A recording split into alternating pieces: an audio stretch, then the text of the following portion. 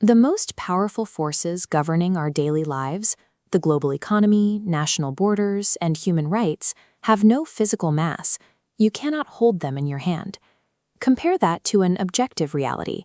When Marie Curie studied radioactivity, the radiation damaged her cells and illuminated the physical laws of the universe, regardless of her beliefs. But things like borders and economies are different. They are intersubjective. They exist only because millions of people share a mutual belief in them, held together by a vast network of human communication. In the context of human evolution, fiction is the ability to transmit detailed information about things that do not exist at all. A monkey can signal the location of a lion, but only a human can describe a guardian spirit. This mental capacity for invention is the foundation of our social structures, allowing us to organize ourselves on a scale that defies our physical limits. For most of our history, human cooperation was strictly limited by our biology. Because our social bonds rely on intimate trust and personal gossip, a group naturally caps out at around 150 individuals. Pack 50,000 chimpanzees into a stadium or a city square, and the result is total pandemonium. Yet humans routinely gather by the thousands to coordinate massive, complex institutions. To bypass that hardwired limit of 150 people, our ancestors developed a workaround.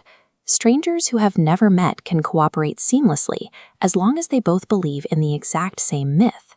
Two individuals from opposite sides of the planet might have zero personal connection, but if they share an allegiance to a specific god, a nation, or an abstract concept like currency, they instantly form a functional network. These shared concepts acted as a cultural software update. They allowed early humans to bypass the pace of genetic evolution and scale up from isolated foraging bands into global empires. To see how this works right now, look at the Peugeot Corporation. They produce tangible products you can drive off a lot. But if a disaster burned every Peugeot factory to the ground and every vehicle they ever built was scrapped, the company itself would survive. They would simply borrow money, hire new workers, and build new factories. Even if every employee, manager, and shareholder were replaced tomorrow, Peugeot would remain intact.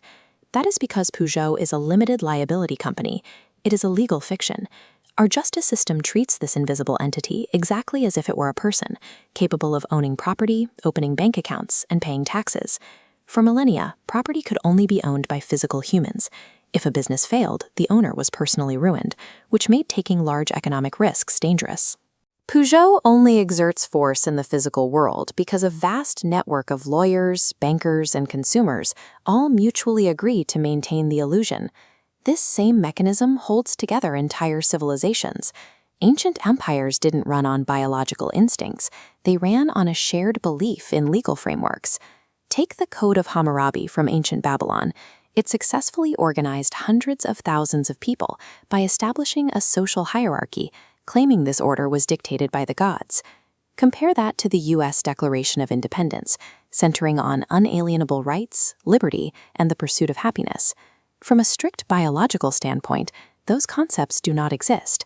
There is no equality or liberty encoded in human DNA. They exist solely within our collective imagination.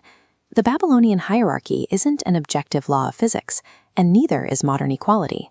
But believing in these constructed stories is the only reliable way to get millions of strangers to live and work together.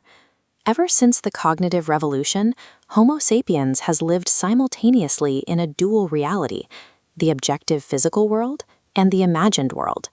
Our earliest ancestors dealt almost exclusively with tangible things, rivers, trees, and animals.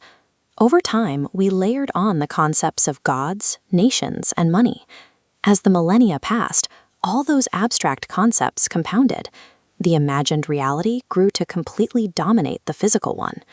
Today, the literal survival of a real physical rainforest or a living lion depends almost entirely on the grace of fictional entities, like corporate boards, our national governments, and international laws. Our influence over the planet doesn't come from our physical bodies. It rests entirely in the imaginary stories we weave together.